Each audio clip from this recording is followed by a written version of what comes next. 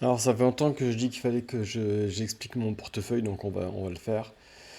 Donc on va voir le détail des positions que j'ai, et on va parler de chacune, donc ça va être peut-être un petit peu long, un petit peu chiant. Je les ai classés par taille dans le portefeuille. Nombre de shares côté Charles Schwab et côté Interactive Broker, comme vous savez j'ai deux comptes. Le prix actuel et la valeur, bon on s'en fout, ce qui est important vraiment c'est le pourcentage. J'aurais dû faire un petit clean-up, mais bon, on s'en fout. Donc on voit 10% SHV, donc c'est un ETF T-bill américain, tout comme Bill est aussi un ETF de T-bill américain, bah, tout comme SHAI, VUSB, SCHO, tout ça c'est en gros du cash. Alors VUSB c'est des T-bill plus des corporate bonds court terme, donc ça yield un peu plus. Donc tout ça c'est du cash qui yield à peu près, on va dire à peu près 4%, peut-être un petit peu plus. C'est le taux de la Fed de court terme, c'est des T-bills entre un mois et 3 mois, je crois, pour tous. Je prends différents providers juste parce que je suis un peu psycho. Je me dis, si Vanguard a des problèmes, au moins j'en ai chez d'autres. Mais bon, c'est un peu overkill. Donc voilà, une grosse partie de cash, on va dire peut-être 20%, plus que 20% de cash, peut-être un quart de cash. Ça, c'est pour acheter quand il y a des dips et au cas où il y a un gros crash. Ça vient des positions que j'ai vendues dans le passé quand je trouvais que c'était un petit peu trop élevé. Je trouve que là, j'ai beaucoup de cash, donc là, je mets quasiment plus grand-chose en cash. J'essaye de me forcer quand même à acheter des actions. euh, Juste au cas où, en fait, on est un melt-up et juste que le dollar se dévalue plus. Je me force à acheter des actions parce que ça gardera de leur valeur. Alors après, GLTR, c'est un ETF, donc on voit 4%, un ETF Gold, Silver, Palladium, Platinum, donc un ETF matières précieuses. Alors ça, c'est une de mes expositions au gold, hein. On voit juste après, enfin un peu plus loin, le GDX, qui est Gold Miner, à 3% du portfolio. C'est tout ce qui est mineur d'or. Alors, il faut savoir, souvent, les mineurs d'or minent aussi autre chose. Donc, c'est pareil, une exposition aux métaux précieux via des mineurs pour avoir un yield, en fait. Parce que GLTR, c'est vraiment les métaux précieux dans un coffre. Ça yield pas grand-chose, voire rien, je pense. Donc GDS, ça me permet, GDX, ça me permet d'avoir un peu de yield. Entre les deux, on a VTIP à 3%. Ça, c'était un vieux pari que j'avais fait sur le fait que l'inflation remonterait, donc que les Treasury Inflation bonds américains remonteraient. Faudrait que je vois quoi faire. En gros, de toute façon, ils sont court terme, donc ça varie peu avec l'inflation, mais bon. C'est grosso modo un peu comme les autres des bons du trésor américain.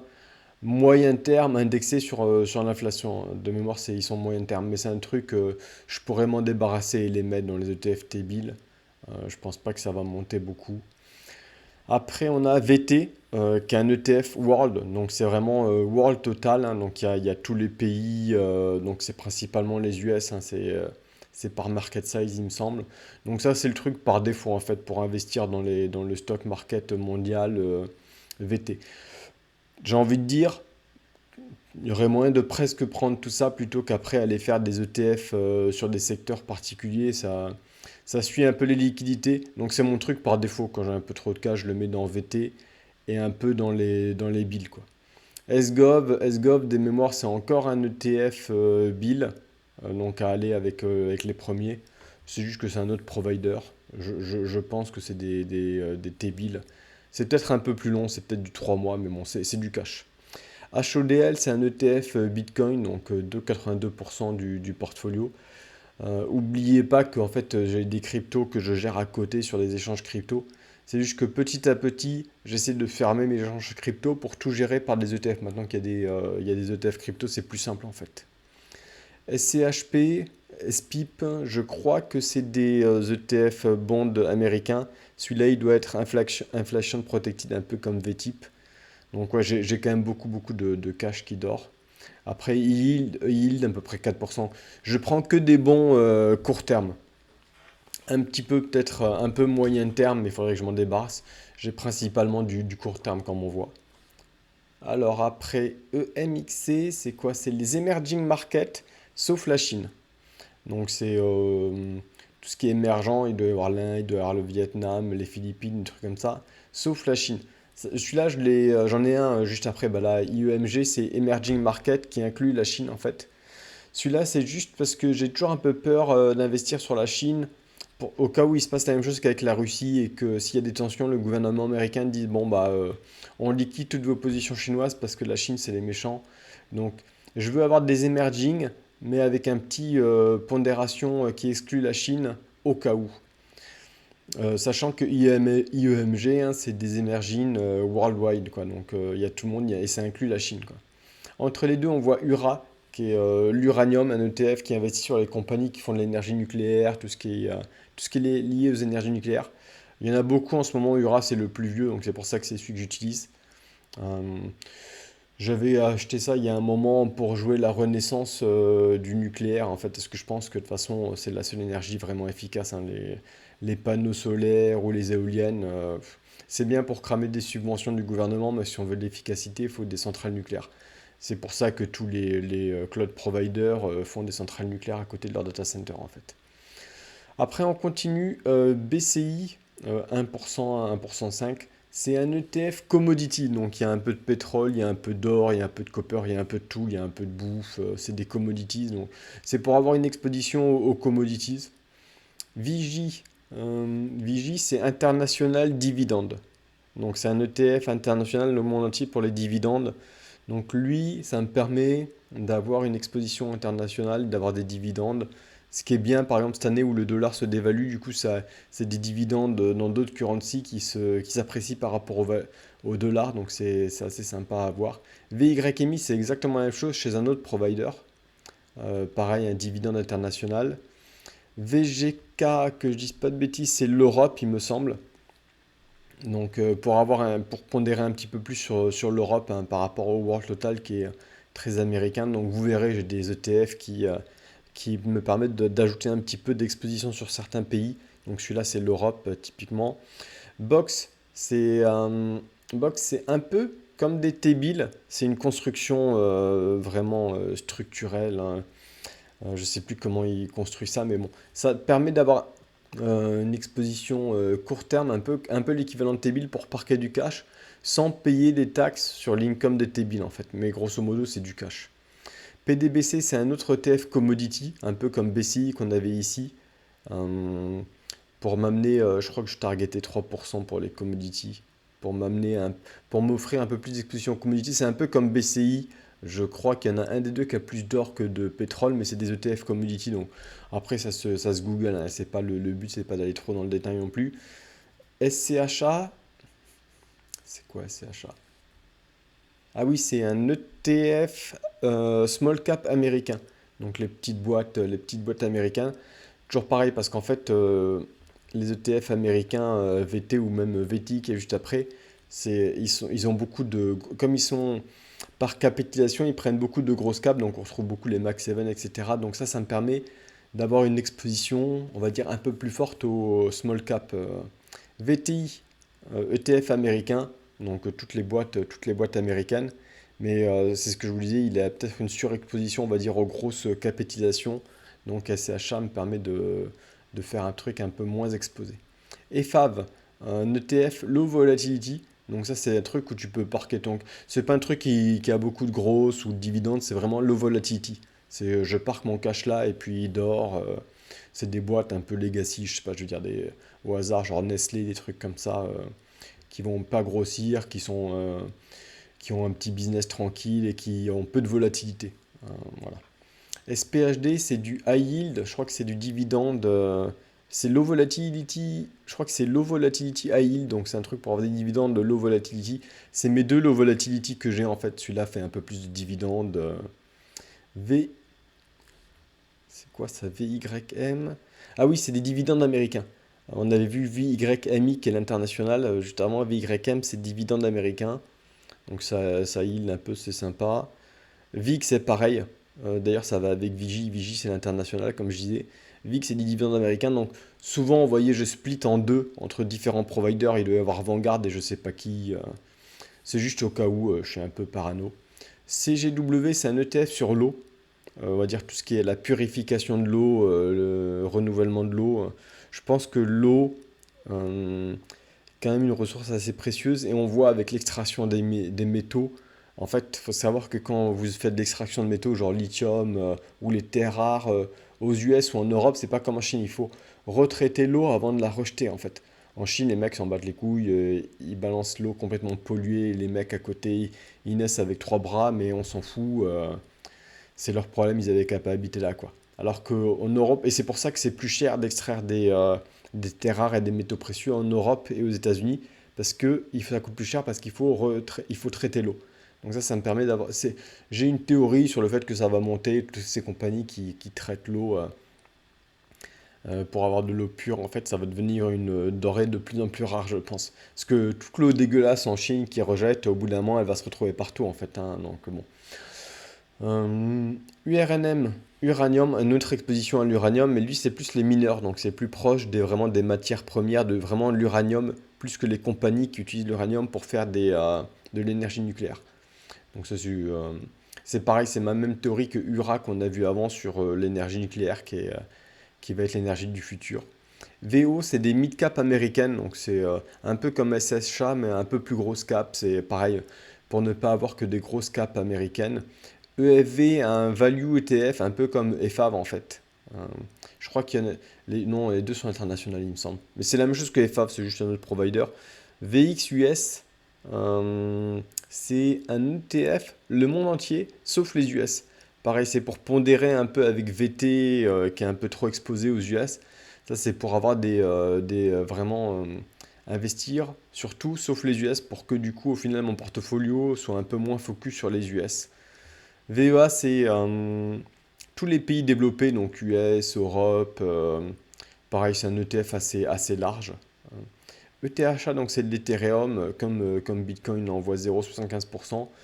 J'en ai un peu plus, mais c'est des terres que j'ai sur des sites vraiment de trading crypto. Là, c'est vraiment que mon stock. Mais c'est pareil, j'essaye de le vendre un peu et de transférer sur, euh, sur des stocks sur ETHA en fait. Donc je vends mes ETF sur les échanges crypto, je transfère l'argent sur mon stock brokerage, j'achète un peu d'ETHA et j'achète un peu de choses. Je veux pas être trop crypto orienté, c'est pour ça en fait que j'essaie un peu de vendre parce que ça a tellement gagné les cryptos qu'en fait si on regarde globalement, j'ai mon portfolio, les stocks c'est bien mais j'ai aussi beaucoup d'argent en crypto et je voudrais réduire ça pour avoir un peu plus en stock en fait. Je sais pas, peut-être dans les cryptos avoir, je sais pas, entre 5 et 10%, un peu comme l'or en fait.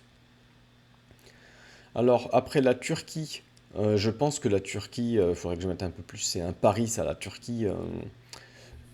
Ils ont eu des gros problèmes avec leur currency parce qu'en fait les États-Unis les ont matraqués. C'est des histoires politiques que vous pouvez chercher sur l'histoire d'un agent américain qui s'est fait arrêter là-bas et qui voulait pas rendre aux États-Unis. Après les États-Unis ont attaqué leur currency et depuis la Turquie est dans la merde. Mais je pense que sur le long terme il y a de bonnes boîtes quand même en Turquie, surtout les constructeurs d'armes, hein. Les Turcs ont beaucoup de drones. Euh, donc, si. Et en fait, là, si vous voulez investir, alors c'est trop tard, hein, mais si vous voulez investir dans les drones turcs, en fait, il faut passer par l'Italie parce qu'ils ont des partenariats avec des boîtes italiennes, genre Leonardo de mémoire, un truc comme ça. Mais voilà, la Turquie, je pense qu'ils vont se relever et c'est pas cher. Enfin, quand j'ai acheté, en tout cas, c'était pas cher. Je pense que c'est toujours pas très très cher en ce moment.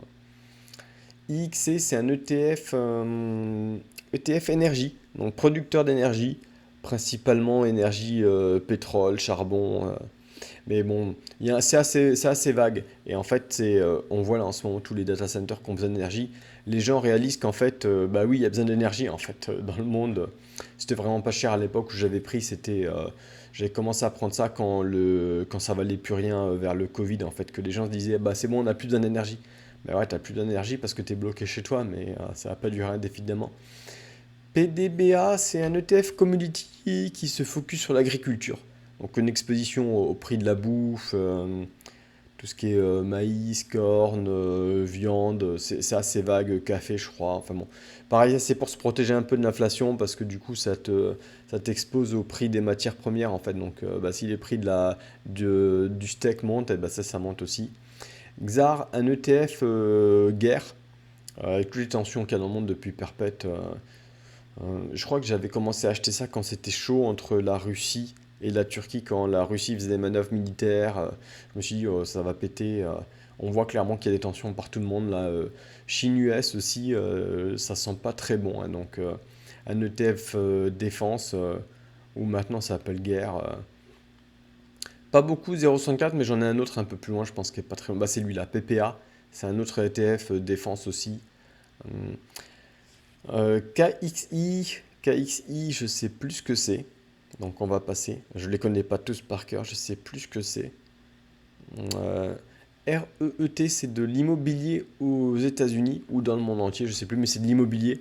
Tout comme le suivant VNQ, c'est de l'immobilier aussi. Pour avoir une petite, j'en ai d'autres plus loin. Pour avoir une exposition à l'immobilier, VNM, c'est le Vietnam. Pour avoir un peu plus d'exposition au Vietnam, je pense que c'est un pays qui a une carte à jouer dans le monde. Sky, c'est technologie, principalement focusé sur les compagnies qui font des services, qui offrent des choses as a service. Donc vous retrouvez tous les cloud computing qui vous vendent du cloud as a service, mais aussi des compagnies, je sais pas, genre Oracle qui font du database as a service, ServiceNow, genre MongoDB, tout ce qui est ces compagnies technologiques qui vendent du service as a service parce qu'ils ont des bonnes marges. Donc c'est un ETF que j'aime bien. PPA, je l'ai dit, c'est la guerre. VCSH, c'est un ETF corporate bond. Donc en gros, tu prêtes ton argent à des compagnies. Je crois qu'il est moyen terme celui-là. Ça yield un peu plus que si tu prêtais au gouvernement. Ce qui est plus vraiment vrai parce qu'il y a des compagnies maintenant qui empruntent à moins cher que les gouvernements, vu que les gouvernements font n'importe quoi. Mais c'est l'idée, c'est prêter son argent à des compagnies pour qu'elles se développent. C'est ce qui s'appelle un corporate bond. Je crois qu'il y en a d'autres après. IXJ, ah ouais, alors c'est un peu long comme vidéo, mais j'en ai tellement, j'en ai plein, plein, plein. Vous pouvez vous arrêter après 0,5%, c'est des petites positions, mais bon, on continue. IXJ, c'est Healthcare ETF, donc Healthcare, la santé, ETF sur la santé, donc parce qu'il y a de plus en plus de boomers qui vont dépenser de leur argent dans la santé, donc toujours avoir une petite exposition à la santé. Et les boomers, les mecs qui sont, je sais pas, 75 ans, à- juste aux portes de la mort, ils vont pas hésiter à mettre leur maison de 2 millions, prendre un crédit dessus pour essayer de vivre un peu plus longtemps. Donc les coûts dans le healthcare, tu peux faire payer n'importe quoi. En fait, tu peux faire ce que tu veux à la gueule du client. Il devrait faire beaucoup plus de dynamic pricing dans le healthcare. En fait, le mec, tu vois, qui va crever, il va prendre un crédit sur ses actions ou il va vendre ses actions pour essayer de gagner 2 ans de vie. Donc que les boomers, faut milquer les boomers, hein, c'est eux qui ont du pognon. Donc voilà, donc c'est pour ça que j'aime bien le healthcare. BOTZ, BOTZ, c'est un ETF sur les robots. Ouais, d'ailleurs, il faudrait que je le monte un peu parce que je pense que toutes les compagnies qui font des robots, de l'AI, donc je crois qu'il y a aussi de l'AI dedans, bah, ça va un peu ensemble de toute façon. Robot, AI, donc bot, c'est ça, c'est les robots. Mo, c'est un ETF sur l'agriculture. Donc toutes les compagnies qui vendent des tracteurs, des choses comme ça va un peu avec mon ETF commodity pour avoir un peu une exposition aux matières premières, parce que du coup, si les matières premières augmentent, les agriculteurs ont plus d'argent et du coup les tracteurs coûtent plus cher. Donc c'est ça que fait Mo. Reste un ETF immobilier, je pense, qui a le focus aux États-Unis sur les loyers, hein, sur les rentes en fait. Hein, donc tout ce qui se focus sur les appartements, parce que aux États-Unis, il y a beaucoup de maisons qui sont construites pour être louées et d'appartements gérés par des grosses compagnies. Hein, quand vous voyez l'histoire de BlackRock qui achète des maisons pour les louer, bah, c'est typiquement ça. Donc là, ça yield bien, ça permet de récupérer en fait, une partie de ce qui récupère comme loyer doit être reversé au holder de l'ETF. C'est une loi américaine, c'est ce qui s'appelle c'est l'équivalent d'une SCPI en France, donc je sais plus comment ça s'appelle aux États-Unis, mais en gros, c'est encadré, ils doivent reverser 90% de ce qu'ils récupèrent en loyer aux shareholders en termes de dividendes. DBMF, KMLM, je veux les skipper, c'est des trucs un peu spécial, qui vendent, c'est des trucs un peu actively managed, qui permettent de générer un peu yield et qui sont censés hedger en cas de crash, parce que les mecs sont censés être malins dedans. J'avais pris ça il y a un moment, il faudra un jour que je revoie si je le garde. JNK Junk Bond, donc ça c'est des bonds high yield que tu donnes à des compagnies qui sont en train de crever. Donc ça yield beaucoup. Le problème c'est que tu risques, si la compagnie crève, bah, tu risques de ne pas jamais récupérer ton pognon. C'est des ETF, c'est un peu comme les mortgage-backed security qui avaient crashé en 2008. Donc ça yield bien, mais bon, pareil, c'est un peu dangereux, donc petite allocation. BNDX, des bonds international government. Faudrait un jour que je le liquide, ça.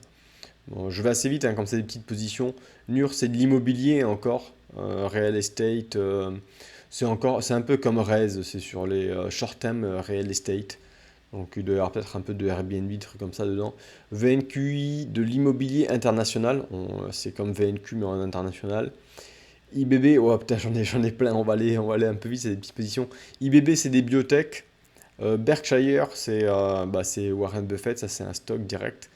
J'ai, je sais pas, 99% de stock et après quelques compagnies. SH, c'est un ETF inverse du SP500 pour me hedger un peu les jours où ça va pas trop. FLLA, un ETF pour investir en Amérique latine. Je pense que l'Amérique latine va beaucoup se développer, il faudrait que j'en achète un peu plus. EPHE, les Philippines.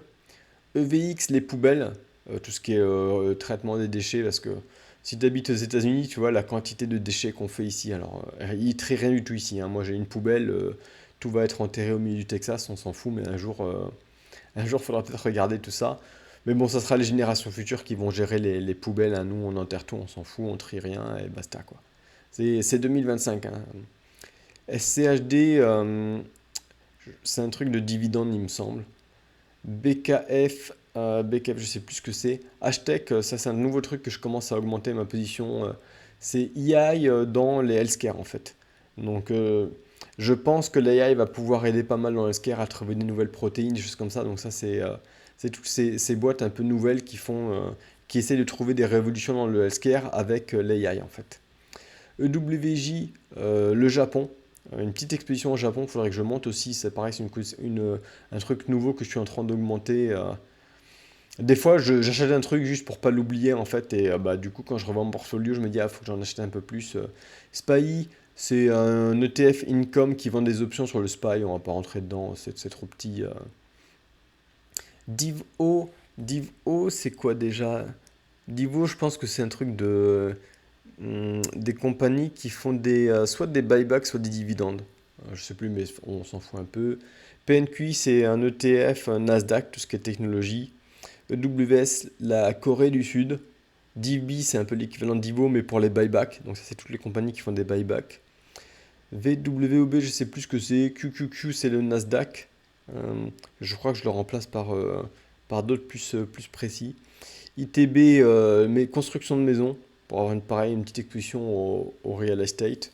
SMH, c'est les puces. J'en avais plus, mais j'ai vendu. C'est principalement, on va dire, Nvidia, AMD, trucs comme ça.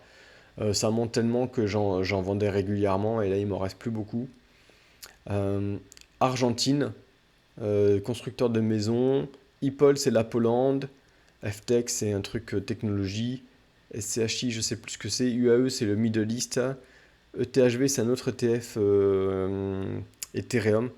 J'ai ETHH, ETHV, je sais plus pourquoi. Robot, un ETF un peu comme celui qu'on a vu avant, BOTZ, qui est un ETF Robot AI. INDA, l'Inde. AMC, ça c'est le truc que je trade sur des covered calls. J'ai acheté il y a pas longtemps, je me suis fait à Sign. Du coup, j'ai 200 shares qui traînent, il faut que je les revende en cover call.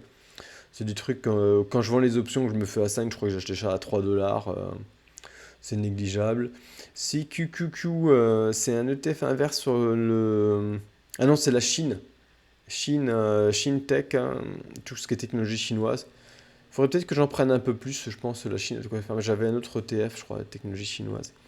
SPXS, BitBit, c'est pareil, on voit les trucs ronds comme ça, c'est des trucs que j'ai vendu. J'ai vendu un put, je me suis fait à ça, et maintenant j'ai une centaine d'actions et je vends des calls, c'est un peu comme AMC. C'est pour faire un peu de cash. Quand je m'ennuie, je trade des options et bah, du coup, des fois, tu te fais. Alors, il faudrait que je fasse une vidéo là-dessus. Je crois que j'en avais peut-être déjà fait, mais bon, on passe. On passe.